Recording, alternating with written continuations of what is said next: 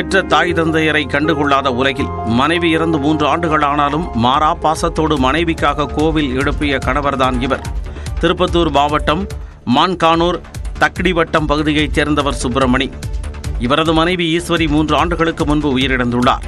மனைவியை இழந்து வாடிய சுப்பிரமணி தனக்கு சொந்தமான 15 சென்ட் இடத்தில் 15 லட்சம் ரூபாய் செலவில் 6 அடி உயரத்திற்கு சிலை அமைத்து கோவில் எழுப்பி வணங்கி வருகிறார். இந்நிலையில் 3ஆம் ஆண்டு நினைவையொட்டி பெண்களுக்கு இலவச சேலை வழங்கினார்.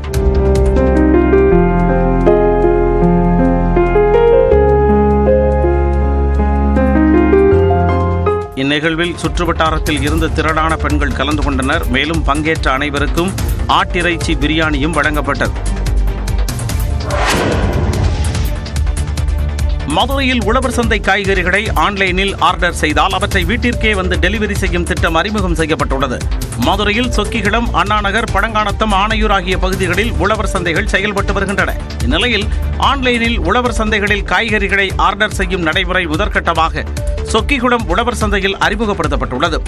அதன்படி வாடிக்கையாளர்களை கொண்ட வாட்ஸ்அப் குரூப்பில் காய்கறிகளின் விலைப்பட்டியல் பகிரப்பட்டதும் வாடிக்கையாளர்கள் தங்களுக்கு தேவையான காய்கறிகளை ஆர்டர் செய்கின்றனர்.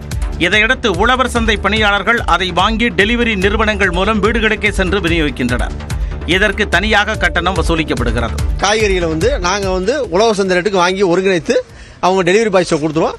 அவங்க போய் அந்த யார் யார் அந்த காய்கறிகளை அந்த வாட்ஸ்அப் குரூப்பில் கேட்டிருக்காங்களோ அவங்க வீட்டுக்கே போய் நேரடியாக போய் டெலிவரி பண்ணிடுவாங்க.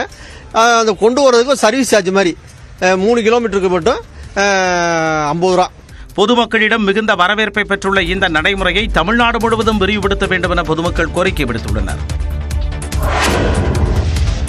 குலசேகரப்பட்டினம் ராக்கெட் ஏவுதளம் 2 ஆண்டுகளில் செயல்பாட்டிற்கு வரும் என இஸ்ரோ தலைவர் நாராயணன் தெரிவித்துள்ளார்.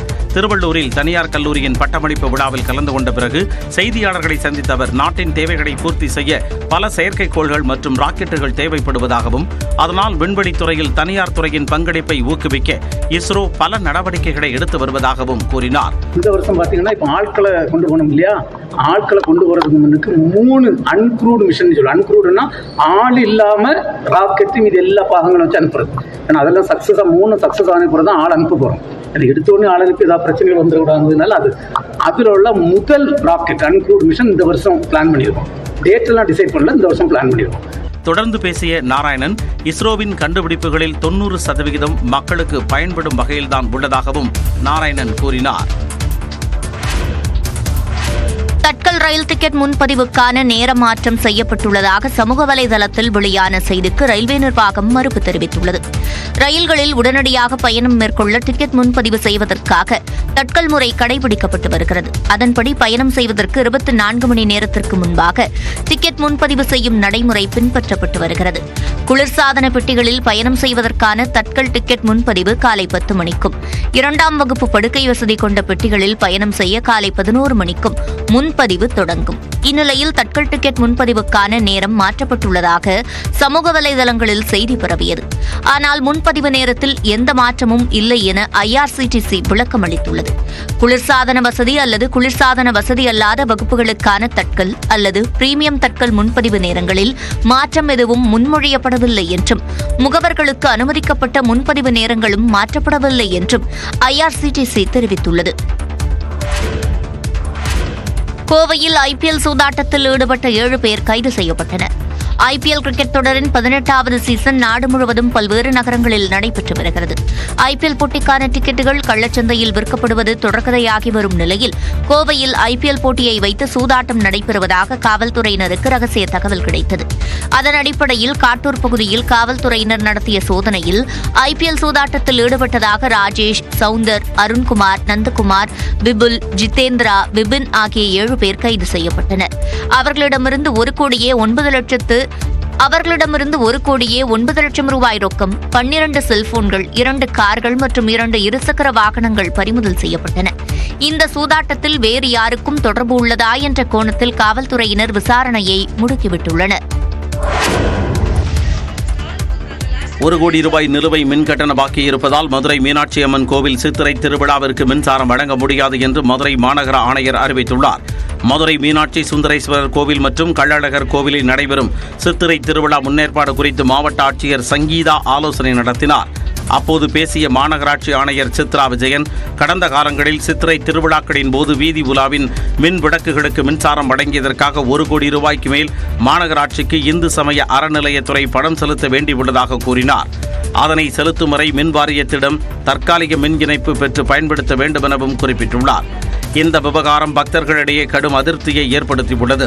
மேலும் 1 கோடி ரூபாய் வரை மின் கட்டணம் செலுத்தாதது ஏன் எனவும் கேள்வி எழுப்பி வருகின்றனர்.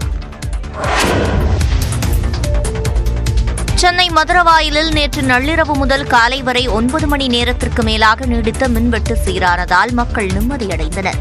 சென்னை கோயம்பேட்டிலிருந்து மதுரவாயல் துணை மின் நிலையத்திற்கு 33 கிலோ வாட் திறன் கொண்ட உயர் மின்னழுத்த மின்கம்பி மண்ணில் புதைக்கப்பட்டு மின்சாரம் கொண்டு செல்லப்படுகிறது. அதிக மின்னழுத்தம் காரணமாக இந்த மின்கம்பியில் பழுது ஏற்பட்டது. இதனால் நள்ளிரவு 12 மணி அளவில் மதுரவாயல் துணை மின் நிலையத்திற்கு வரும் மின்சாரம் தடைப்பட்டதால் அங்கிருந்து மின் விநியோகம் பெறும் மதுரவாயல், MMDA காலனி, ஆலப்பாக்கம், மேட்டுக்குப்பம் உள்ளிட்ட பகுதிகளில் மின்தடை ஏற்பட்டது. நள்ளிரவில் பல்லாயிரக்கணக்கான வீடுகளுக்கான மின்சாரம் துண்டிக்கப்பட்டதால் மக்கள் கடும் அவதியடைந்தனர். நேற்று பகலில் வெயில் அதிகமாக இருந்ததால் இரவில் நிலவிய புழுக்கத்தில் தவித்த மக்கள் தூக்கமின்றி திண்டாடும் நிலை ஏற்பட்டது. இதனையடுத்து பாதிப்பு ஏற்பட்ட நெற்குன்றம் பகுதியில் உயரழுத்த மின்கம்பியை சரிசெய்யும் பணியில் மின்வாரிய ஊழியர்கள் ஈடுபட்டனர். 9 மணி நேரத்திற்கு மேலாக மின்வெட்டு நீடித்த நிலையில் மின்கம்பி சரி செய்யப்பட்ட பிறகு மின் விநியோகம் சீரானது. தஞ்சை மாவட்டம் ஊரணிப்புறத்தில் தந்தை இறந்த சோகத்திலும் 10ஆம் வகுப்பு பொதுத் தேர்வை எழுதச் சென்ற மாணவன் தேர்வு முடிந்து திரும்பி வந்து தந்தையின் சவப்பெட்டியை முத்தமிட்ட காட்சி காண்போரை கண்கலங்கச் செய்தது.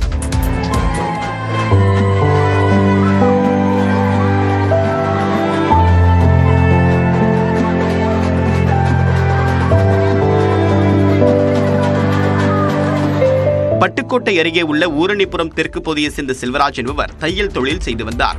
இவருக்கு 2 மகன்கள் மற்றும் ஒரு மகள் உள்ளனர். கடந்த சில நாட்களாக உடல்நலம் பாதிக்கப்பட்டிருந்த செல்வராஜ் நேற்று அதிகாலையில் உயிரிழந்தார். அந்த துக்கத்திலும் செல்வராஜின் 2வது மகன் மாதவன் வெட்டுவக்கோட்டை ஊரணிப்புறம் அரசு பள்ளியில் அறிவியல் தேர்வை எழுதினார். தேர்வு எழுதி முடித்துவிட்டு வீடு திரும்பிய மாதவன் தந்தையின் சவப்பெட்டியில் முத்தம் கொடுத்து கண்ணீர் விட்டது கல் நெஞ்சம் படைத்தோரையும் ஒரு நொடி கரைய வைத்தது.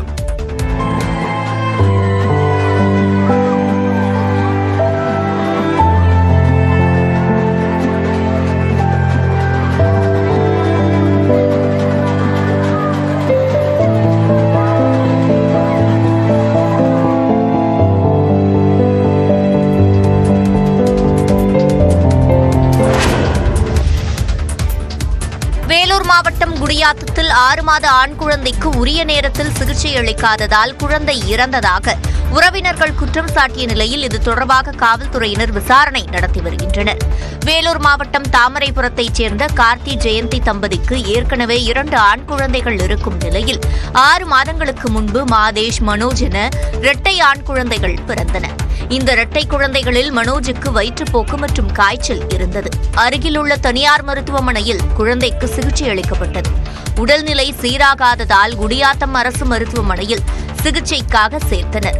அங்கு கால தாமதமானதாக கூறப்படுகிறது. குளுக்கோஸ் ஏற்ற உடலில் பல இடங்களில் முயன்றும் நரம்பு கிடைக்காததால் சிறிது நேரத்தில் குழந்தை இறந்தது.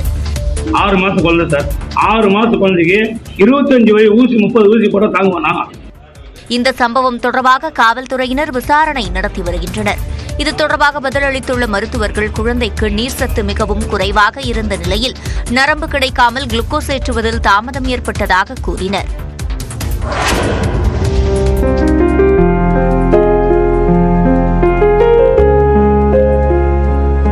பெற்ற தாய் தந்தையரை கண்டுகொள்ளாத உலகில் மனைவி இறந்து 3 ஆண்டுகள் ஆனாலும் மாறா பாசத்தோடு மனைவிக்காக கோவில் எழுப்பிய கணவர்தான் இவர்.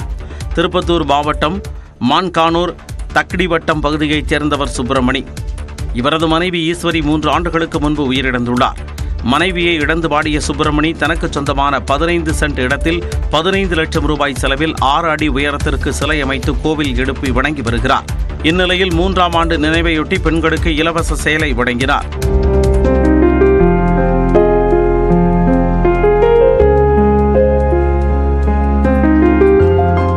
இந்நிகழ்வில் சுற்றுவட்டாரத்தில் இருந்து திரளான பெண்கள் கலந்து கொண்டனர். மேலும் பங்கேற்ற அனைவருக்கும் ஆட்டிறைச்சி பிரியாணியும் வழங்கப்பட்டது.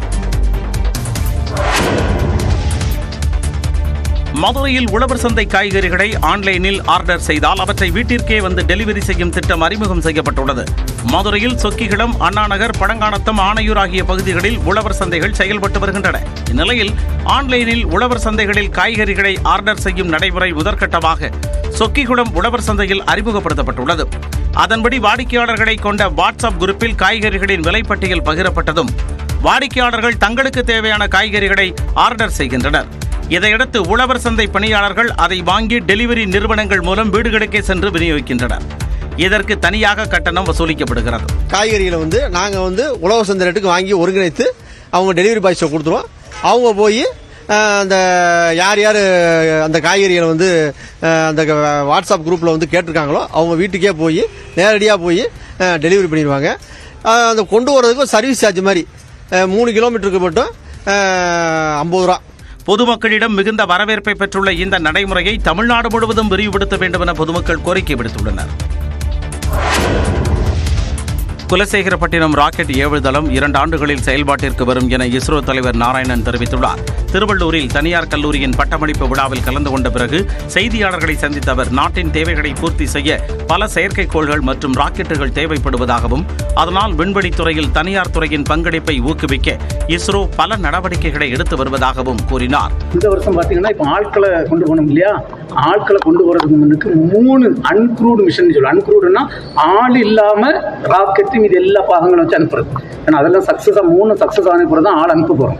எடுத்த உடனே ஆள் அனுப்பி ஏதாவது பிரச்சனைகள் வந்துடக்கூடாதுனால அதுல உள்ள முதல் ராக்கெட் அன்க்ரூட் மிஷன் இந்த வருஷம் பிளான் பண்ணியிருக்கோம். டேட் எல்லாம் டிசைட் பண்ணல, இந்த வருஷம் பிளான் பண்ணியிருக்கோம். தொடர்ந்து பேசிய நாராயணன் இஸ்ரோவின் கண்டுபிடிப்புகளில் 90% மக்களுக்கு பயன்படும் வகையில்தான் உள்ளதாகவும் நாராயணன் கூறினார். தட்கல் ரயில் டிக்கெட் முன்பதிவுக்கான நேர மாற்றம் செய்யப்பட்டுள்ளதாக சமூக வலைதளத்தில் வெளியான செய்திக்கு ரயில்வே நிர்வாகம் மறுப்பு தெரிவித்துள்ளது. ரயில்களில் உடனடியாக பயணம் மேற்கொள்ள டிக்கெட் முன்பதிவு செய்வதற்காக தட்கல் முறை கடைபிடிக்கப்பட்டு வருகிறது. அதன்படி பயணம் செய்வதற்கு 24 மணி நேரத்திற்கு முன்பாக டிக்கெட் முன்பதிவு செய்யும் நடைமுறை பின்பற்றப்பட்டு வருகிறது. குளிர்சாதன பெட்டிகளில் பயணம் செய்வதற்கான தட்கல் டிக்கெட் முன்பதிவு காலை 10 மணிக்கும் 2ஆம் வகுப்பு படுக்கை வசதி கொண்ட பெட்டிகளில் பயணம் செய்ய காலை 11 மணிக்கும் முன்பதிவு தொடங்கும். இந்நிலையில் தட்கல் டிக்கெட் முன்பதிவுக்கான நேரம் மாற்றப்பட்டுள்ளதாக சமூக வலைதளங்களில் செய்தி பரவியது. ஆனால் முன்பதிவு நேரத்தில் எந்த மாற்றமும் இல்லை என IRCTC விளக்கம் அளித்துள்ளது. குளிர்சாதன வசதி அல்லது குளிர்சாதன வசதி அல்லாத வகுப்புகளுக்கான தட்கல் அல்லது பிரீமியம் தட்கல் முன்பதிவு நேரங்களில் மாற்றம் எதுவும் முன்மொழியப்படவில்லை என்றும் முகவர்களுக்கு அனுமதிக்கப்பட்ட முன்பதிவு நேரங்களும் மாற்றப்படவில்லை என்றும் IRCTC தெரிவித்துள்ளது. கோவையில் IPL சூதாட்டத்தில் ஈடுபட்ட 7 பேர் கைது செய்யப்பட்டனர். IPL கிரிக்கெட் தொடரின் 18வது சீசன் நாடு முழுவதும் பல்வேறு நகரங்களில் நடைபெற்று வருகிறது. IPL போட்டிக்கான டிக்கெட்டுகள் கள்ளச்சந்தையில் விற்கப்படுவது தொடர்கதையாகி வரும் நிலையில் கோவையில் IPL போட்டியை வைத்து சூதாட்டம் நடைபெறுவதாக காவல்துறையினருக்கு ரகசிய தகவல் கிடைத்தது. அதன் அடிப்படையில் காட்டூர் பகுதியில் காவல்துறையினர் நடத்திய சோதனையில் IPL சூதாட்டத்தில் ஈடுபட்டதாக ராஜேஷ், சவுந்தர், அருண்குமார், நந்தகுமார், விபுல், ஜிதேந்திரா, விபின் ஆகிய 7 பேர் கைது செய்யப்பட்டனர். அவர்களிடமிருந்து 1 கோடியே 9 லட்சம் ரூபாய் ரொக்கம், 12 செல்போன்கள், 2 கார்கள் மற்றும் 2 இருசக்கர வாகனங்கள் பறிமுதல் செய்யப்பட்டன. இந்த சூதாட்டத்தில் வேறு யாருக்கும் தொடர்பு உள்ளதா என்ற கோணத்தில் காவல்துறையினர் விசாரணையை முடுக்கிவிட்டுள்ளனர். 1 கோடி ரூபாய் நிலுவை மின்கட்டண பாக்கி இருப்பதால் மதுரை மீனாட்சி அம்மன் கோவில் சித்திரை திருவிழாவிற்கு மின்சாரம் வழங்க முடியாது என்று மதுரை மாநகர ஆணையர் அறிவித்துள்ளார். மதுரை மீனாட்சி சுந்தரேஸ்வரர் கோவில் மற்றும் கள்ளழகர் கோவிலில் நடைபெறும் சித்திரை திருவிழா முன்னேற்பாடு குறித்து மாவட்ட ஆட்சியர் சங்கீதா ஆலோசனை நடத்தினார். அப்போது பேசிய மாநகராட்சி ஆணையர் சித்ரா விஜயன், கடந்த காலங்களில் சித்திரை திருவிழாக்களின் போது வீதி உலாவின் மின் விளக்குகளுக்கு மின்சாரம் வழங்கியதற்காக 1 கோடி ரூபாய்க்கு மேல் மாநகராட்சிக்கு இந்து சமய அறநிலையத்துறை பணம் செலுத்த வேண்டியுள்ளதாக கூறினார். அதனை செலுத்தும் வரை மின் வாரியத்திடம் தற்காலிக மின் இணைப்பு பெற்று பயன்படுத்த வேண்டும் எனவும் குறிப்பிட்டுள்ளார். இந்த விவகாரம் பக்தர்களிடையே கடும் அதிருப்தியை ஏற்படுத்தியுள்ளது. மேலும் 1 கோடி ரூபாய் வரை மின் கட்டணம் செலுத்தாதது ஏன் எனவும் கேள்வி எழுப்பி வருகின்றனர்.